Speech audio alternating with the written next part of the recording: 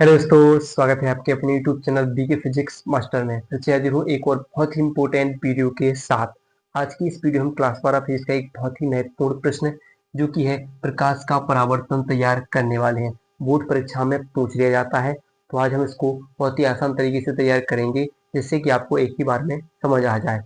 तो आइए स्टार्ट करते हैं। वीडियो को अंत तक जरूर देखिएगा, पसंद आए तो लाइक कीजिएगा, ज़्यादा से ज़्यादा हो सके शेयर कीजिएगा, नए हो सब्सक्राइब जरूर कीजिएगा।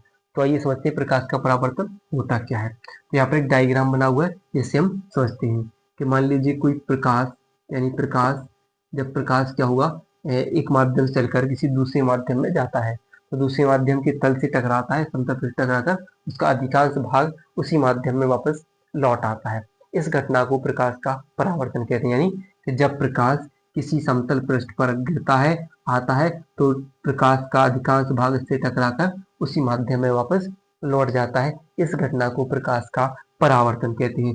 जब प्रकाश किरण जो आ रही हो उसे हम आपतित किरण कहते हैं। जब वो टकराकर परावर्तित नहीं लौट रही हो तो उसे हम परावर्तित किरण कहते हैं। और इनके बीच एक क्या डालते हैं, अविलंब डालते हैं, जिस पर बना कोण, आपतित किरण और अविलंब के बीच बना कोण क्या कहलाता है, आपतन कोण कहलाता है।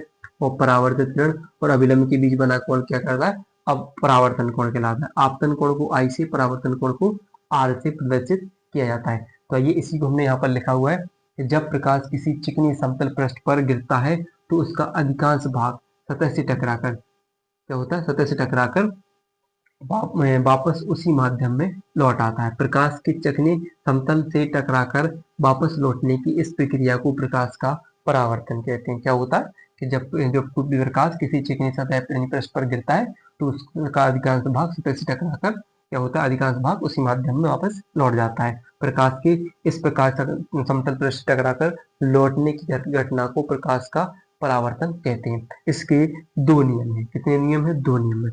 पहला किरण है आपतित किरण। पहला नियम की बात करें तो आपतित किरण, परावर्तित किरण, आपतित किरण, परावर्तित किरण, और ये हो जाएगा आपतन बिंदु।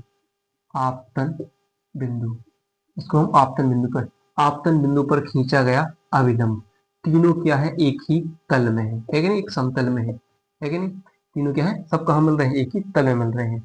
तो क्या याद रखेंगे, आपतित किरण, परावर्तित किरण और आपतन बिंदु पर खींचा गया अविलंब तीनों एक ही तल में या समतल में होते हैं। तो आपतित किरण, परावर्तित किरण तथा आपतन बिंदु पर खींचा गया अविलंब तीनों एक ही तल में होते हैं। यह परावर्तन का पहला नियम हो जाता है।